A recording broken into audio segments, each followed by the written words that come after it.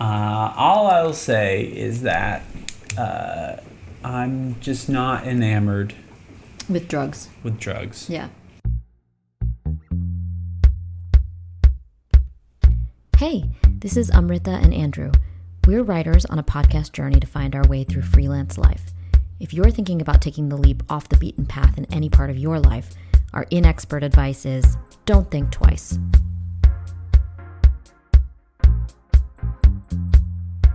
How are you? I am okay. I am kind of homesick today. For New York? Why? Is there something that prompted something? Did you see something? I was just looking at real estate. Like rentals? Mm-hmm. Yeah. And feeling sad about it. Yeah. Which is funny because rentals in New York are shitty. I know, but I was looking at all these like little windowless kitchens and just feeling regret and not regret, just feeling longing. Ready to get back. And I was like, oh, I want to be in that kitchen looking into that like pigeon stained air shaft. Take me back. Take me back. Yeah. I know, especially since it's warm there now and things are opening up. I know. Signs of life. Yeah. So I understand. I have taken to watching the 1981 show Cagney and Lacey, which is a female detective show based in New York, to also feed my homesickness. When did that show come out? 1981. 1981. Yeah. So it's the bad old days. But it's a good show. Yeah. Is it a drama? It's a yeah.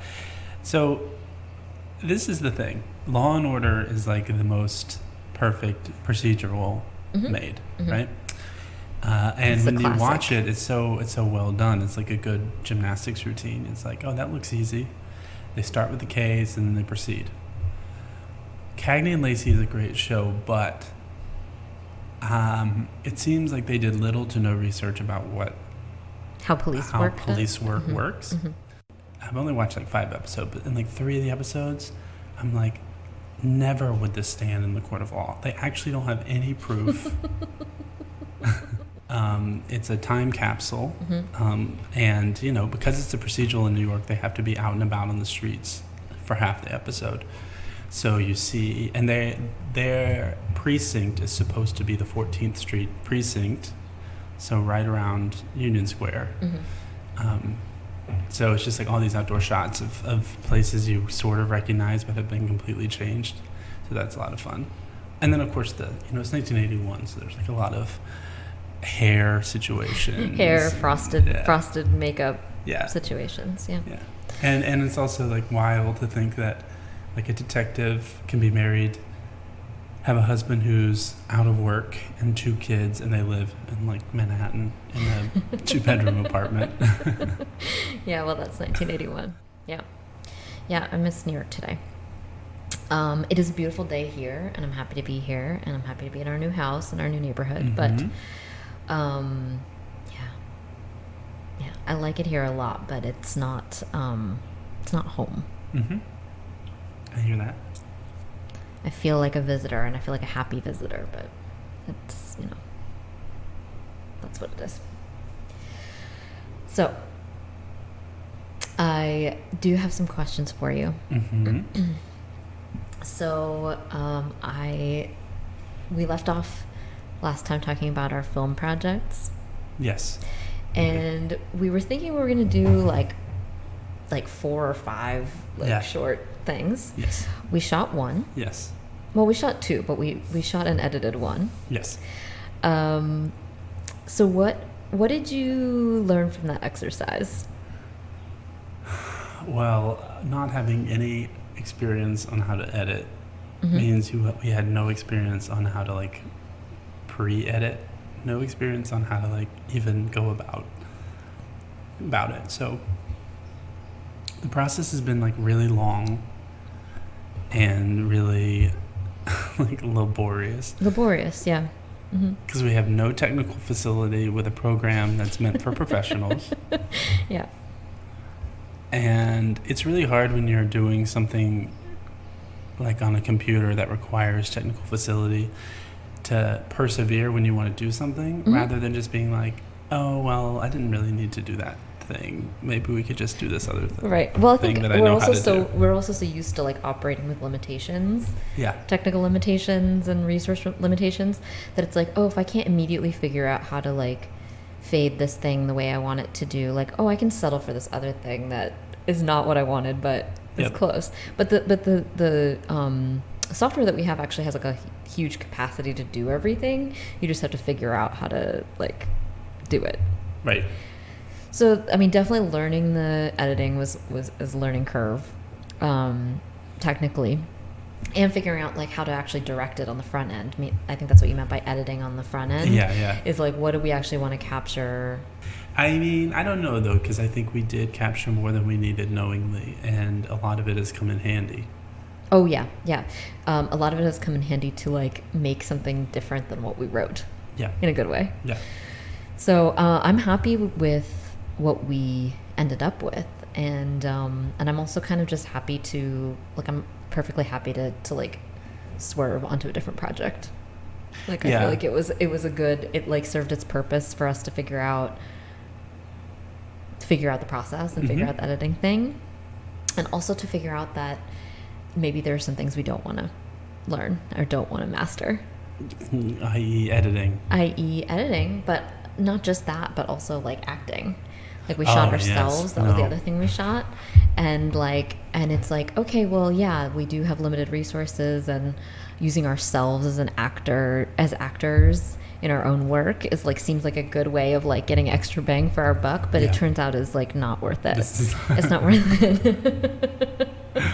We did a lot of self-shooting of like kind of going through some of our own scenes. And it's terrible. It was hard. It was really hard. Yeah. So I think and like to your point, nothing we want to get better at.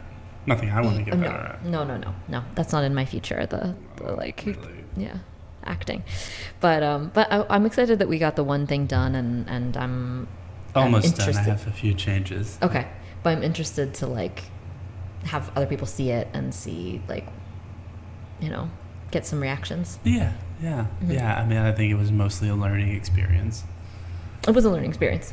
Oh, the sickness that won't go away. Yeah, mystery illness. I've been sick for a week and a half, which is, I know, not that long, but too long for me. And You're never sick. The thing is, our bodies have like 5 ways of saying they're sick. So, like you're saying, it's too limited. It's too limited. I think that we need to demand more of our bodies. Like, how can you tell? Because everything's like, oh, do you have a fever? Do you have a sore throat? Do you have a headache? Are you, like, is your neck stiff or what? And it's like, there's like 5 things. Yeah. But what if like it was like, oh, is your right eye changed color? And has your like... Are you feeling tingling in your left pinky? Do you smell like ginger? Like things like that. I feel like the body could be more complex. Have more tricks to let you know. Yeah. No, I'm really sorry you're sick, and it stresses me out when you're sick too. Why? Do you think I'm gonna die? No. Why would you say that? Anyway, why would you say that to a person I'm with feeling anxiety? better. It's just been a weird trajectory of a sickness. So I want to know, so we've sort of swerved away from doing like a 5 short films thing. What are you currently like? I know better than to ask you what are you most excited about, because you would not answer that question well. I'm not offended because it's true. It's true. You're like, well, I'm not excited. I mean, I'm not excited. I mean, it's fine. Everything's fine. Yeah. What I want to know, so what do you what most interests you about what we're working on right now? of the projects we're working on, what's most interesting to me? Yeah. I am interested in finishing the new television project that we're working on, because I think it has a really good potential. Potential for what? For potential to be everything sold, we do, potential to be made. Potential to be sold. I think. Okay. I think it's sort of like a classic, more of the same but different, which is something you hear in like television land, which is, like serving people a similar enough to something sitcom. they know, but a twist on something. I'm excited because of that, but I'm also excited because I think we've taken a different approach to putting it together, which is spending a lot of time pre-writing and planning so many aspects of it before we started writing. So I'm excited to see if that is an approach that pays off. I mean, maybe, if that's an approach that feels good. Yeah. Well, because we've sort of got what we returned to, inspired by returning to some texts that are like sort of the classic like screenwriting texts, and there's certain like almost like formulas of like how do you make an A plot, how do you make a B plot, what scenes go in what order, and really returning to like basics. Yes. Around structuring it, so it's almost like once we come up with what the plot is and what the characters are, there's only so many options of like what happens in that next scene, and then it's just our job to like make that twist part of it as funny as and interesting as possible. I was out yesterday for a like queer oysters and cocktails. Queer oysters. That's Yeah, a funny thing I thought to say. that sounded weird. Yeah. There were like no straight oysters allowed. Oysters, yeah, did you have oysters? I did have some oysters. Had some Gulf oysters. Queer Gulf oysters. Queer Gulf oysters, which are always described as being creamy, which I think is like a weird adjective. But anyway, be that as it may, it was nice. Met some people. Was of course like faced with that thing where I was like, "What are you guys writing? What are you guys writing about?" So I was like, I was struggling a little bit because I was like, oh well, it's it's autobiographical. The what we're working on. I don't know. How would you describe it? How would you describe what we're working on? I think I would say it's a sitcom about platonic life partners who decide to have a family. Yeah, so I was like, I sort of just grasped for saying, oh well, it's it's kind of autobiographical. It's kind of something that we're writing with the intent of having a limited number of characters, a limited number of locations, almost writing towards the practicality of shooting portions of it. But I am excited. I'm really excited about this pilot too, and I think we have not really leaned too much on like write what you know. No.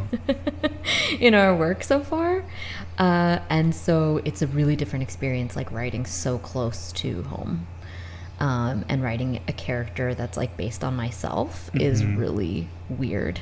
It's really weird.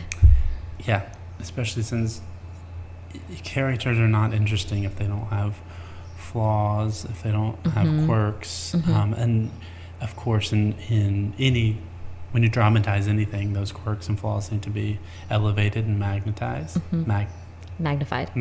Yeah. I guess they can be magnetized too. Right. And yeah. So it just means like leaning into the things about myself that are sensitive points for me, that I think are like like my own character flaws. And I think like I'm too good at identifying my own character flaws, but this is like, okay, let's actually just like fixate on your flaws and then make a big joke out of it, and make yourself not be afraid to make yourself the butt of the joke, and make your character, remember that your character and you aren't the same, and that your character can make a decision that you would never make, or say something you would never make, or be ignorant in a way that you feel like you never would be, or just blatantly wrong in the way that you never would be. Yeah, and not being too precious about it. So I think that's been kind of kind of scary. I felt kind of like weirdly like emotional every time I go to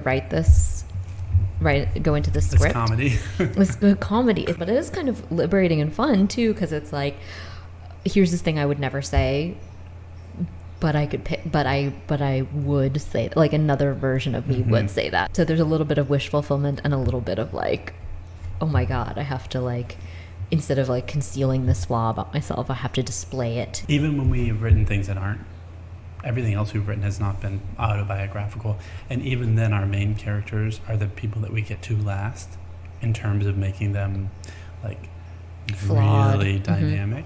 Because we feel precious about them. We want to protect them and be good to them. And we want them to be right, essentially. Even if they're wrong, we want them to be, like, consistently wrong and, like, too consistent in every way. And so we have all these side characters that are, like, really dynamic. Kooky and dynamic. Right. In whatever ways they are.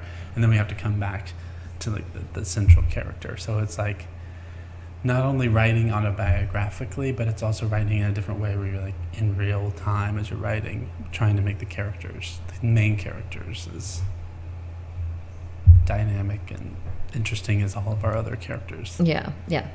Yeah, and again, doubly hard when those main characters are, like, yourself. Yeah. Or a version, it's well, yeah, it's I mean, not us. They're not us. It's us, but not us. Well, I should ask you, of the things you're working on, what is most exciting for you? Well, so basically the two main things that we're working on right now is this pilot that's, as we're saying, is a sitcom with a twist, sort of based on some of our real life, and then a podcast pitch that also hopefully will be recorded. It's going to involve some musical elements and also has some autobiographical elements for just me. I think I'm going to go with a sort of oblique answer on what I'm most excited about, which is that I'm kind of excited about the fact that both of these are being made, like, with like the intention to sell, like, in mind, or the intention to pitch in mind, in a way that's, like, not at all compromising our creative process with it. Like, because I think maybe common advice would say that, like, don't worry about how you're going to sell it, or don't worry how, what's going to happen at the end, and don't let that affect, like, because you don't want it to make you less creative or writing towards what someone else might want to read. And I think we are succeeding in doing both of those things. It's like we're staying very, like, true to our voice in both of these, but kind of knowing somewhere in the back of our minds that, like, this is designed to sell. And so we're gonna fully, and I think that part of that is trusting that our voice is, like, good enough to sell and like appealing enough to sell, and we don't have to, like, cater to what someone wants to read because we know it's going to be good. So that's kind of been my favorite part of this, is, like, I think that's something I've shied away from in the past, is, like, thinking about the sales aspect. So that's kind of what I'm most excited about. Strange answer, maybe. No. Like, so what made you want, I feel like you were sort of the instigator of, like, of going back to, like, the screenwriting basics thing. Like, what made you want to do that? You just, like, thought of it one day? What made me want to revisit, like, you went to a basics? Bookstore. Yes, you bought, like, physical books. I was getting to a point in what we were doing where I was craving more. I felt like I needed to stop and back up and, like, put what I was doing in a structure that I had to discipline myself not to rebel against, to then see what would happen. So that was the impetus, and I thought, well, let's go back to these, like, fundamental texts that tell you this goes here, this happens here, these are the questions, and sometimes structure, is what you need. There's like famous quotes all around about creative people about like, you know, when you there's no limitation, you have no structure, you have no what are the words I'm trying to say? Yeah, there's no framework or like put on top foundation. of your work, then it's like you can just like spool out forever. Yeah. But whether it's budget or length or genre or whatever, when there's limitations, and you think within those limitations and how you say the things that you want to say with a convention that people recognize. So, and there's nothing wrong with like the thing that people recognize, like especially I think and to remember that like there are things that I recognize that oh, this is this thing. It's comfortable. And not only is it comfortable, but like there has to be some element that's like we're humans who operate at a certain speed in a certain way, and whether it's culturally we understand how stories are structured, or we're just like human beings who like process things over a certain period of time in a certain way. To like abandon all of that when I can just like pick up a book and be like, okay, this is a tried and true thing. Yeah. Let's follow it. Yeah. If at any point it's not working for the thing we're trying to do, fine. Yeah. Well, I think, yeah. Or challenge yourself to try to make it work. Which is what we've been doing, really. Yeah. Yeah. No, I'm into it. Like I think especially as writers, like we're right now, you know, we don't have the discipline of sort of like a boss telling us what to do, or like the jobs or whatever. So the structure is good for us too. But I think that's also what people want to be watching right now. Something where you recognize enough, like it's comfortable enough, like that you either recognize the pacing or the format or the whatever. That's what I want to be watching. It's not as like. Yeah, I mean, stories function the same way they always have. And, you know, like everything's already been said. So it's not like someone's going to come up with a new thing that's never been heard when you boil it down. But the thing that you can do is tell a story in a time and in a place that people can relate to. You can tell a story that's been told 1,000 times, but it hasn't been told in the world that you're telling it. It's kind of like choose the part that you want to be subversive. Yeah. And I think we've made that choice in our characters and their relationship to each other, but I don't feel the need to be subversive in terms of the setting or the format or the structure. And right. So it's kind of like pick which part is going to be the part where you deliver something. And weird. then on the marketing side, pitch only that part. Because a lot of times you just say things like, oh, it's a light comedy, and I think don't say that. Like say the thing that is like the core twist. Like just say the core twist, the thing that's going to hook somebody, and then they can read it and maybe realize if they were television writers or agents or managers or whatever that it is in a conventional structure. Right.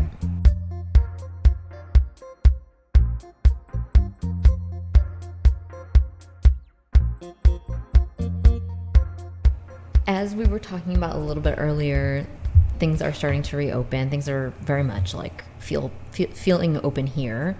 Starting to reopen in New York. We've gotten some buzzing about like potential like jobs for live events and things like that. And I sort of half know the answer to this question, but I want to ask you anyway.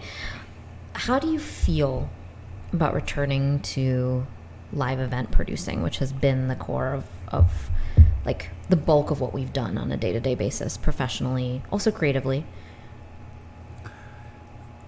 You do know my answer to this, but I'll say I have no interest in returning to what we were doing.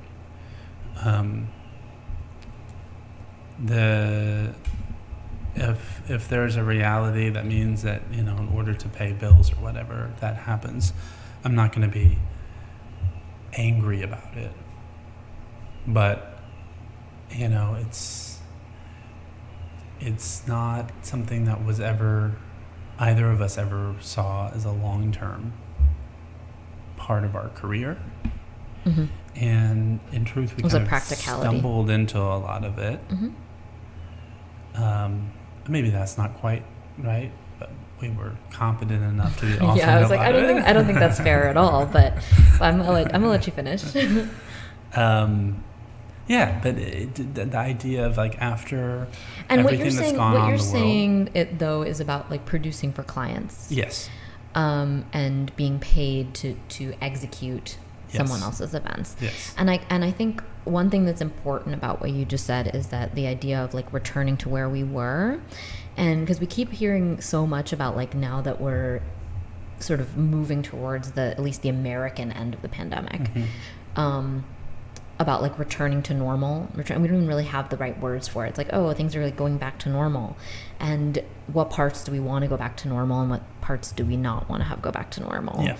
And you know, you said something that like really painted a really vivid picture for me, which was that you're like, well, if we end up at the end of this year, like in the exact same place as we were in February 2020, I'm going to be sad.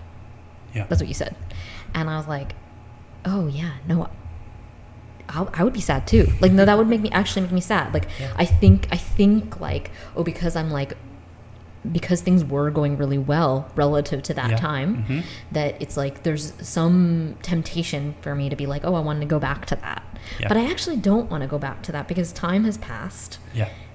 It's been, you know, over a year. It's gonna be at the end of this year. It'll be like 2 years later that we're gonna be back in that same place. In the same place. Like I don't think there's ever been a time where I wanted to be exactly where I was 2 years ago. Right. It's regression. It's treading water. It's like, you know, stasis. It's stasis, and that's not good. so like I was initially kind of like, oh yeah, let's do these jobs, and I'm not like against it in, you know, like you said, for its practical considerations, but I think you really make a good point that if I think about where do I want to be at the end of this year, I don't want to be back in my same shoes from February 2020. That's about clients. What do you feel about like making live events creatively? Like we've, you know, produced our own shows, and that's been really fun. And I think those will always be fun for me. Because I think live shows, live theater, live people being in the spaces together. There's no replacement for it. There's no really replacement isn't. for it, and so many people do their art in that medium, you know, and don't do it online, and don't do it, and it just doesn't translate. It's not the same, yeah. And also, live events are the only place that you can create like a full experience for people. They can't choose to like pause you and go to the restroom, or like. Or they're in their living room that smells the way it does, and it's lit the way it is. It looks the way we want it to. We get to control every aspect of their experience. So producing our own stuff, but none of that was ever for money. No. And so, no. I could see doing that forever. And I can see more so like stepping more into performance. Being unafraid to like be at the center stage of the thing. Right. So yeah, and I think like at first I was thinking that like people are going to be like, oh, people are going to be like reluctant to get back at, you know, to watching things live and, you know, being in rooms with other people, but I think like based on what we've seen so far and what I've felt personally so far, that I couldn't be more excited to be in a crowded room with a bunch of other people. Like, I mean, I know that there's like some trepidation about that from people, but I'm like, oh, this I'll say about that. Yeah. No, I mean, I understand some fear, but I'm just at like 50% vaccination, or just over. You know, so we're still doing the thing. We're still vaccinating. We're still people. In it. Yeah. I have a little less patience sometimes than I should because I'm insensitive. No, you're not. to the You're not insensitive. Yeah, I mean, you're not insensitive, but you are unfailingly practical. Well, also, I like people need to check themselves in that like the world is a dangerous place. You will not be able to protect yourself from everything. But that we've never been able to protect ourselves from everything. For some reason, because of the fear has been so complete with COVID, it's like people are like, well, I need to protect myself from it. It's like, yes, we need to protect each other from it. I'm not saying something different. Of course, yeah, of course. Okay, so this is like a little bit related to the things reopening and all this, but what, and like how what we're doing might change, but like what are your fears, like as a creative person, like as an artist, or what we're doing, like what are your fears about the future? Oh gosh,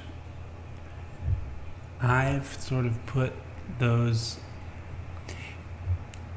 for everything that's terrible about the world we're in right now, and there's a lot. It's also allowed me to put down like a future that's far ahead, full of like fears, and truthfully full of like anything to be excited about. I mean, you mean it's allowed you to, or it's caused you to put that aside? It's caused me to put it aside, so Okay. You're thinking less about the future. Less fears about the future. But now that I think about it, I also have like less plans.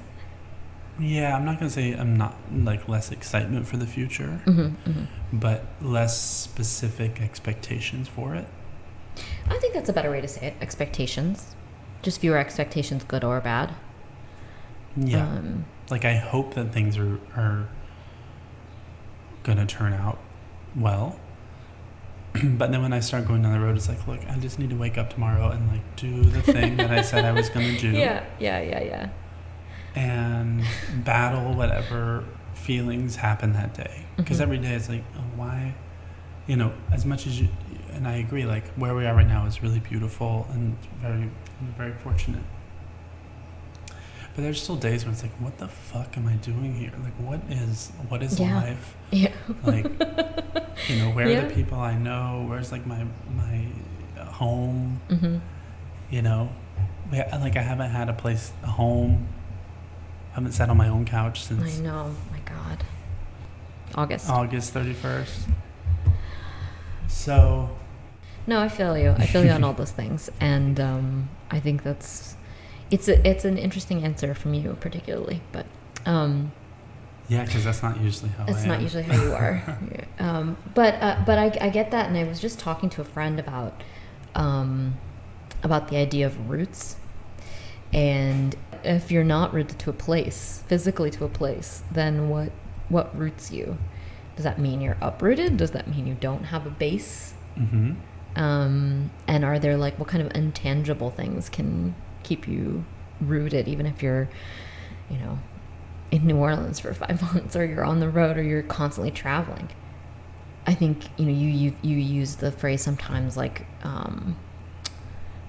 your North Star or something like that, or your true north, and it's sort of the same thing. It's like what forms the basis of like a feeling of home or feeling of being, like what can you grow out of? What's the foundation that you grow out of if you're not like physically in a place? Yeah. So I don't have an answer to that question. No, I was setting up a beautiful. Building up. I was setting up a beautiful. Well, no, I think you know, part of it is just you like it can be like a creative philosophy, or it can be or it can just be the act of committing every day to creating something.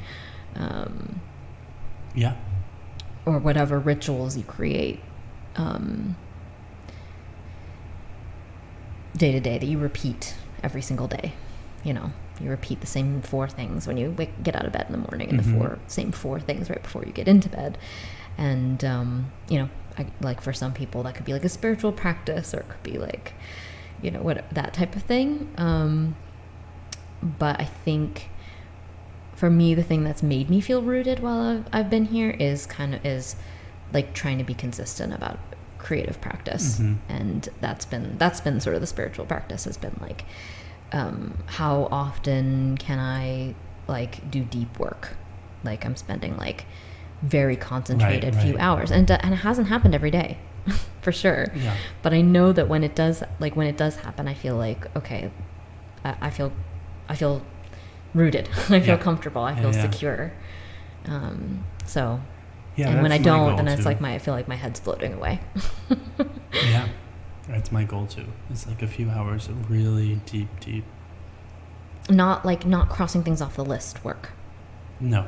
Because that makes me feel like a sense of instant gratification. Mm-hmm. Like, oh, I was productive today. Right. I got things done today. I crossed things off the list today. I got back to that person. I did this little editing job. I emailed this person. Yeah. Whatever.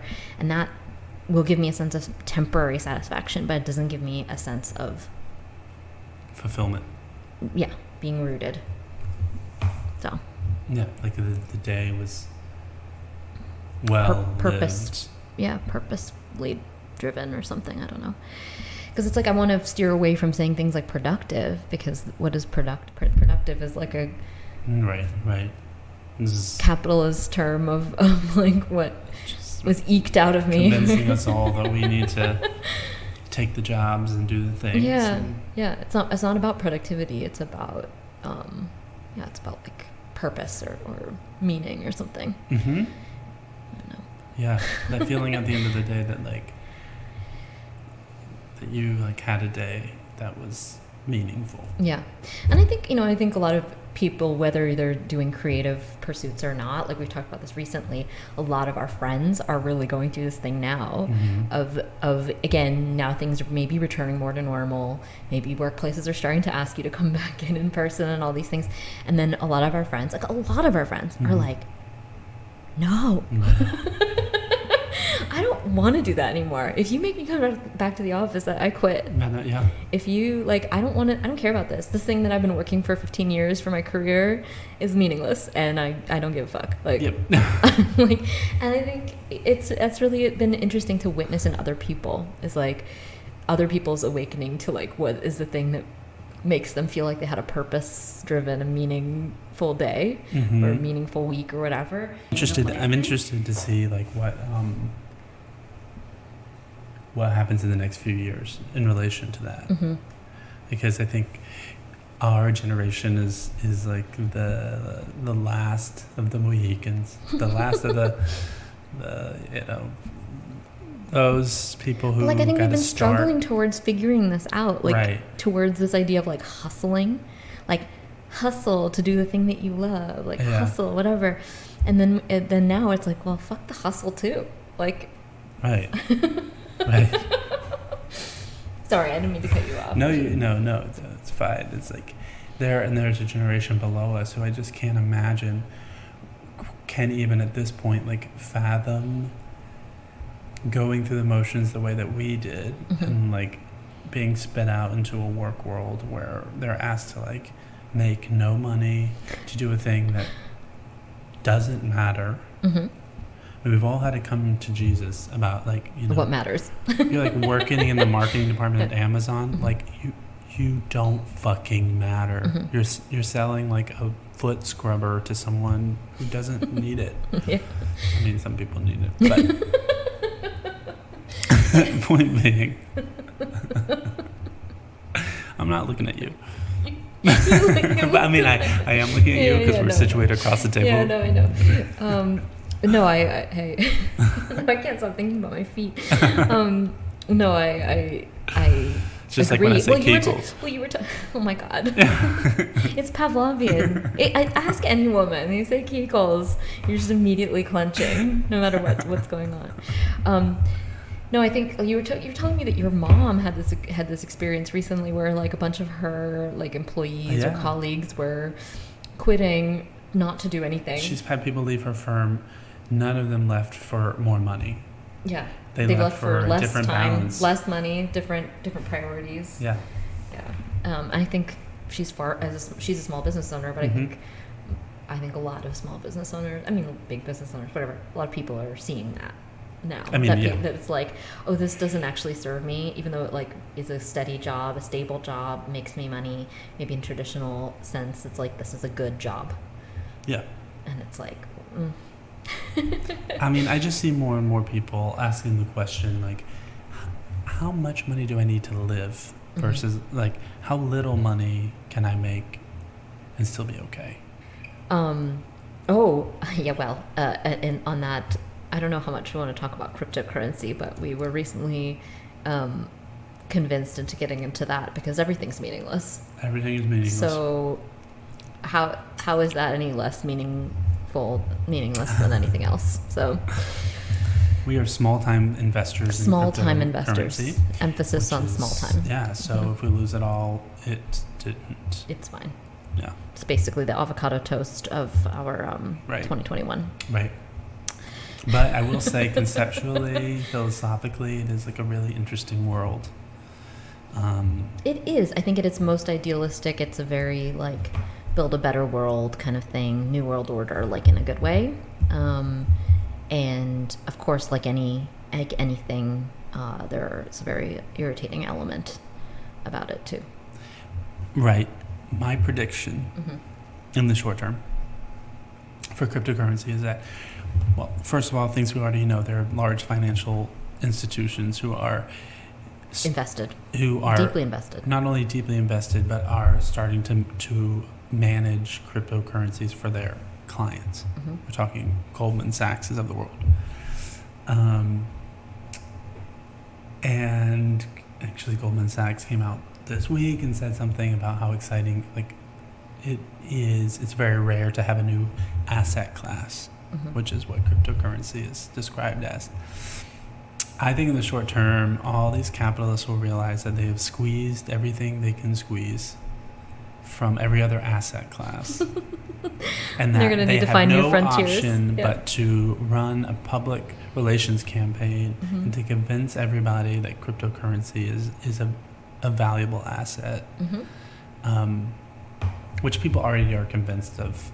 But to some extent. But I'm saying the powers that be, the powers that hold all the money, are. Well, I read something that the Fed is started a commission on U.S. a U.S. cryptocurrency. issued cryptocurrency. Yeah.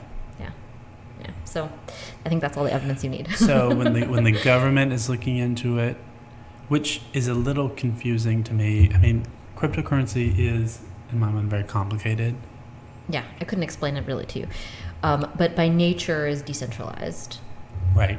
So I don't know what that commission finding would be around like a national...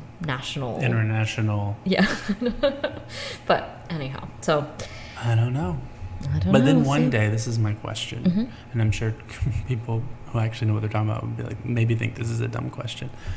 But I use my dollars to buy cryptocurrency. Yes.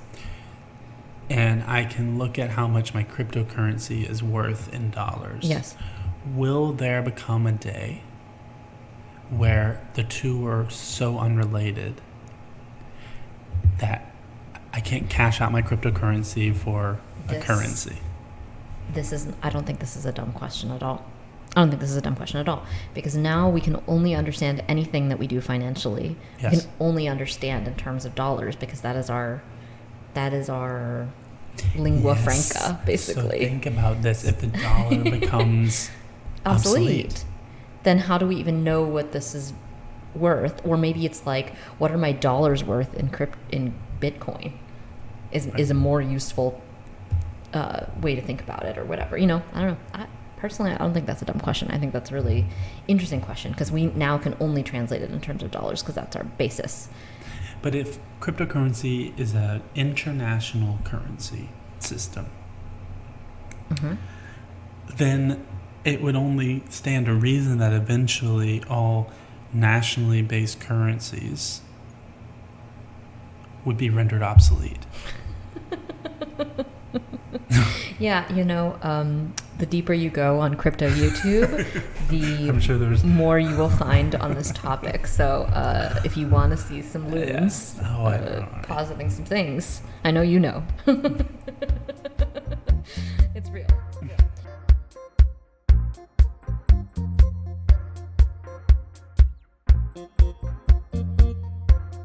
Okay, I have two questions for you. Yeah. Pivoting away from cryptocurrency.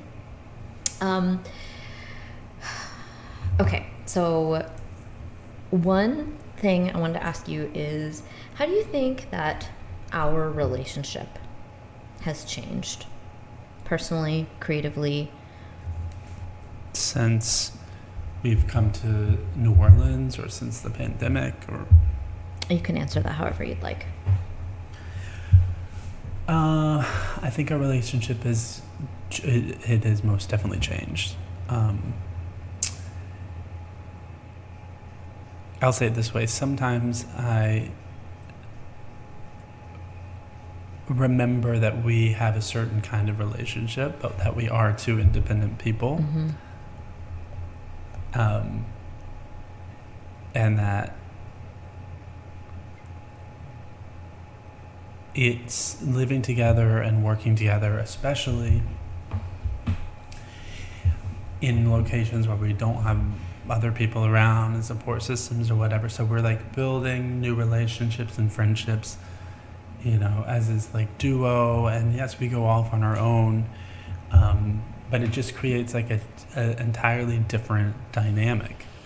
Yeah. And then on top of that, taking care of all of the day-to-day things like the grocery store shopping and the decision about do you want to stay at this place, this rental property versus or this rental, right. Or I'll take care of this and you take care of that. Right. It feels like very like familial, and like it's like in a very like a traditional partnership, sort of like like a marriage, housekeeping partnership. Yeah.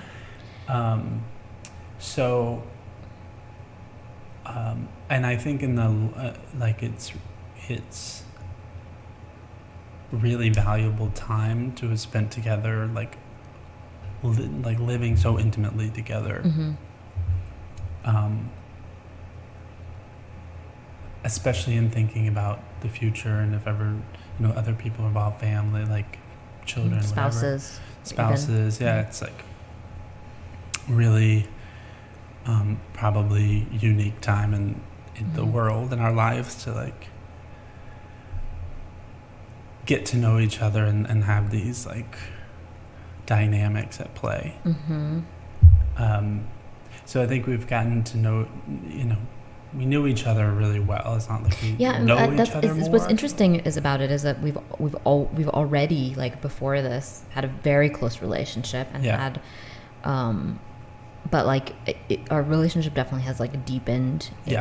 But it's definitely there's a different type of like day-to-day intimacy, and yes, I think a big part of like being somewhere where we don't actually know anybody, like we didn't previously know anybody in New Orleans. Right. We've met some people here, we're making friends, like but we are sort of navigating that as like a duo, like not a couple but a duo, and like I've never had that dynamic before.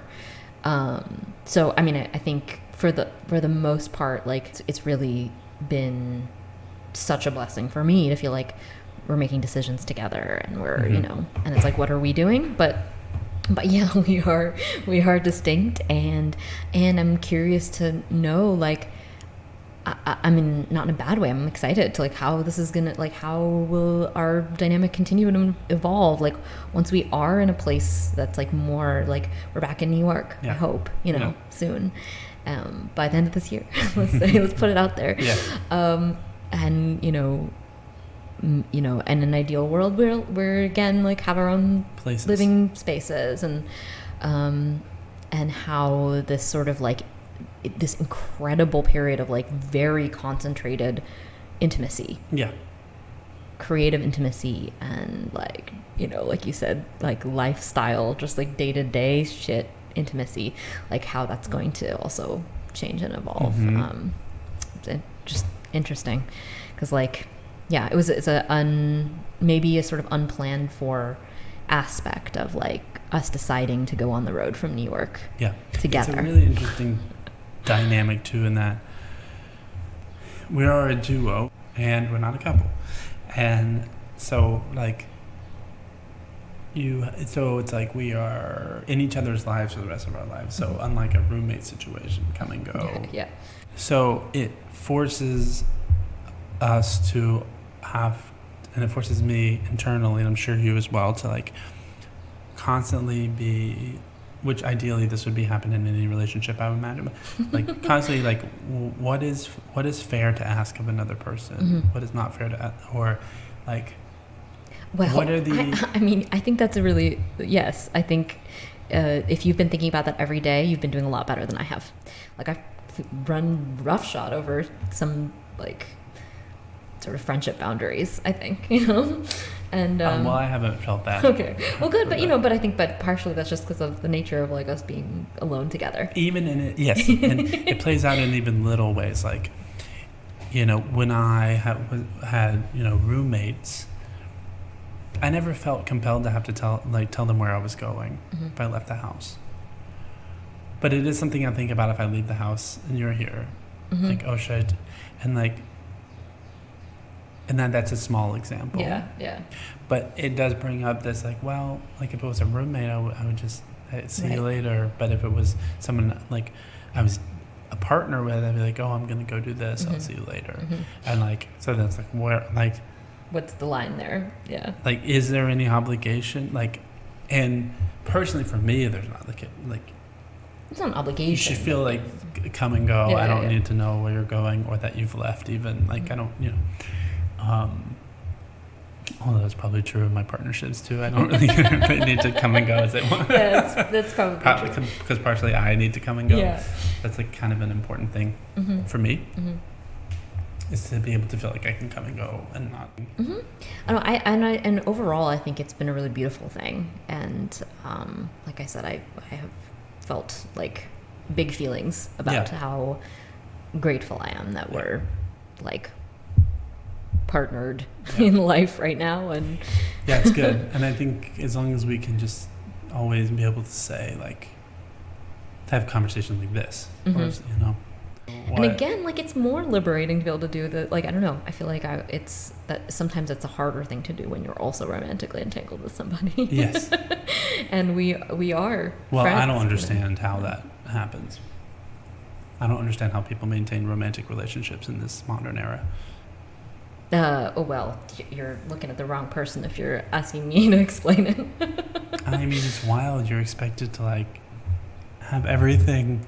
Work out all the logistics that we do on a day-to-day basis and then be in the same bed all night? Together at night. Get the fuck away from me, Right. Yeah, it's a lot. It's a lot. God. Yeah. No.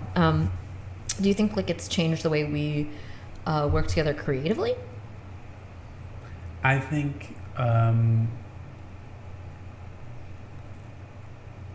probably. Like working together creatively for me is the hardest part. In conjunction with living together.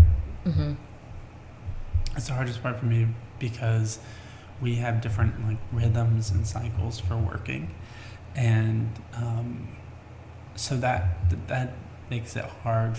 And I'm a person who's very sensitive to, like, noises and movements and comings and goings, and just I'm the kid who, like, if someone's taking a test, if I'm taking a test and someone's like has the sniffles, like, I can't, I'm rendered.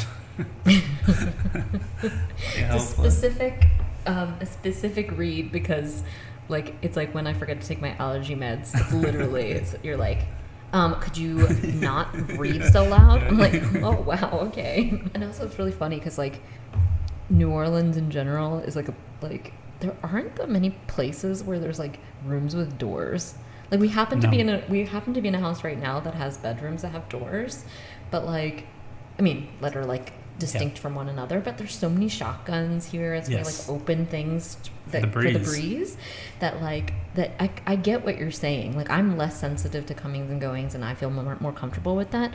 But yeah, sometimes you just want to, like, be in a room with a door and, like, close it and then just be, like, working. Yeah.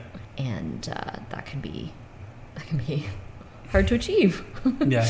in a house that's like this, where you can see from the front door to the back door. Yeah. So that's just like a logistical challenge more than anything else. Yeah. But another challenge with our creative work and partnership is that, like, and this is a bad quality. Okay. when Bring it I on. ask a question and then don't immediately get like a decisive response. Oh my God. Yes. Actually, this bugs me a lot. That's a funny thing. Yeah. It's like, I'm like, come on, answer the question. Yeah, and then I get more flustered, and then it's going to take even longer for you to get your damn answer. So there you have But it. see, like but actually, like those qualities, like of us thinking differently and approaching something differently, are like what makes it a strong creative partnership. Yeah. I agree. That one does happen to be a you problem, but I have plenty of my own. Okay, last question. Right now we signed a summer lease. We are, unless something pulls us away, we keep saying that. Yes. Unless something better pulls us away, which we're open and happy to. Yeah. Send Us contracts an offer. dated soon. Send us an offer. Unless something pulls us away, we are here until mid-September. Yes. So my question is, I know that our goal is we're going to finish this pilot, and if we are in a place where we can shoot something, that's great too, and that's done. So we have our creative goals. What, aside from like finishing that pilot, is like would you like to have happen in New Orleans? Like, what do you want to get out of your time in New Orleans for the next 3 months? Oh wow, yeah. No, I haven't even considered. I know we just talked about taking everything day by day and waking up and dealing with whatever like feelings you have that day, whatever. I know. But what would you like to do, to see, to have happen, to like meet? It's gonna be so hot here this summer. We keep hearing it. And doesn't phase that's I'm sure it's gonna phase me. But I'll be phased at a certain point. But like we'll talking about this survive. quality Yeah. thing. Like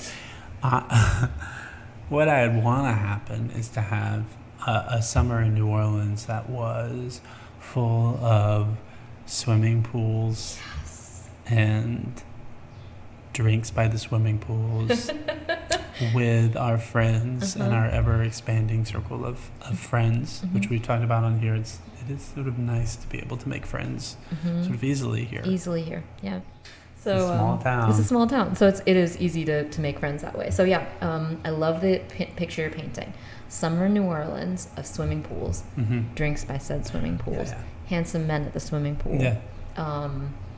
Handsome women at the swimming pool. Handsome women at the swimming pool. Rainbow tribe of beautiful people. Yeah. So that's just from a pure leisure standpoint. And I actually really want to buy you a keyboard. I feel like we have met a critical mass of people that we could become involved in the music scene here a little bit as it begins to open back up. That could be very fun if there were like easy, fun performance opportunities that popped up. Yeah. So that's what I'm hearing your dream is. Yeah. Well, the pools first and the music second.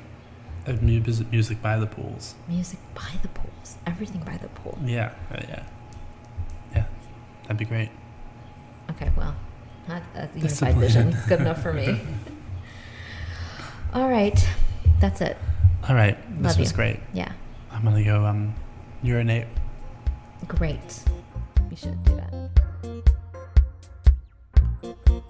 We write, curate, and produce as VJ and Stevens, and you can subscribe to Don't Think Twice anywhere you listen to podcasts. Normally, we'd be working on a whole slate of live events in New York City and across North America, but pandemic. We're currently writing and living nomadically, pitching our scripted works for television. You can learn more about us at vjandstevens.com. That's VIJAY and Stevens with a PH. We're at VJ and Stevens on Instagram, and our assistant Susan is still learning how to tweet at Memos from Susan.